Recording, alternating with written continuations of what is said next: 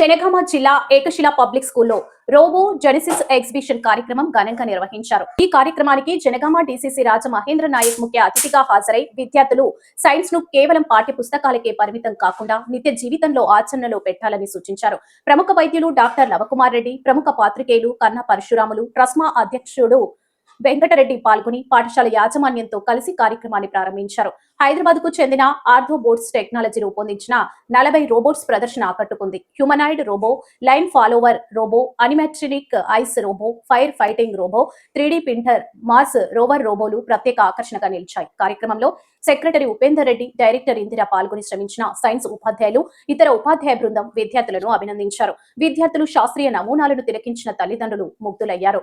కార్యక్రమం విజయవంతం కావడానికి సహకరించిన తల్లిదండ్రులకు పాఠశాల యాజమాన్యం ప్రత్యేక ధన్యవాదాలు తెలిపింది.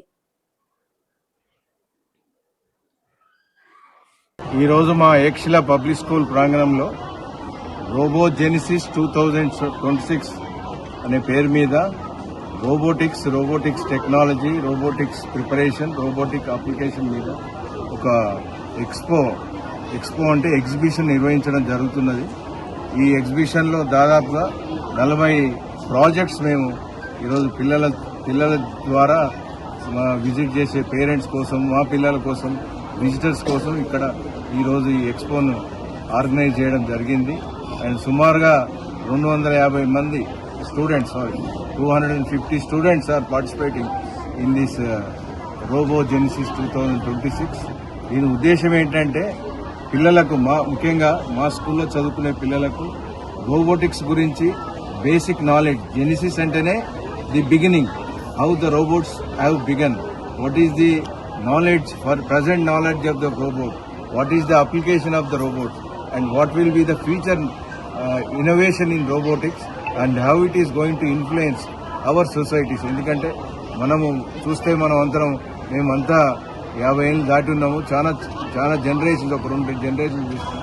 ఈ మా పిల్లలు they are going to see another 2 generations to come. అంటే ఒక 25 ఏళ్ళు, ఇంకొక 50 ఏళ్ళు ఒక టెక్నాలజీ చూస్తారు. కాబట్టి ఒక ఎక్స్పీరియన్స్ స్కూల్ లెవెల్లో చదువుకునేటప్పుడు ఒక మంచి ఎక్స్పీరియన్స్ వాళ్ళకు కలగజేయాల్సిన ఉద్దేశంతో మేము ఆర్థోరోబో అకాడమీ హైదరాబాద్ వారి సౌజన్యంతో ఈ ఈవెంట్ నిర్వహించడం జరుగుతుంది. చాలా చక్కగా మా పిల్లలు వర్క్షాప్లో పాల్గొని మంచి ఎక్స్ప్లెనేషన్ ఇస్తూ ఒక నాలెడ్జ్, ఒక జ్ఞానాన్ని వాళ్ళు పెంపొందించుకున్నారు.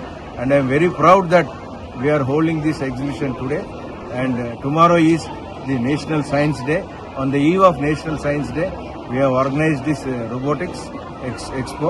And ఏదైనా మన పిల్లలకు మంచి జ్ఞానాన్ని, మంచి ఫౌండేషన్ ఇవ్వాలనే కోరికతో ఈ లార్జ్ స్కేల్ ఎక్స్పోని ఈరోజు మా స్కూల్లో నిర్వహించడం జరుగుతుంది. దీనికి సహకరించిన ఆర్థోరోబో అకాడమీ హైదరాబాద్ వారికి, అలాగే మా స్టాఫ్, ముఖ్యంగా మా స్టాఫ్ చాలా చక్కగా ఒక 4 డేస్ ప్రిపరేషన్తోనే ఇది చేయడం జరుగుతుంది. అంతకుముందు మేము వర్క్షాప్ కూడా నిర్వహించడం రోబోటిక్స్ 2 weeks వర్క్షాప్.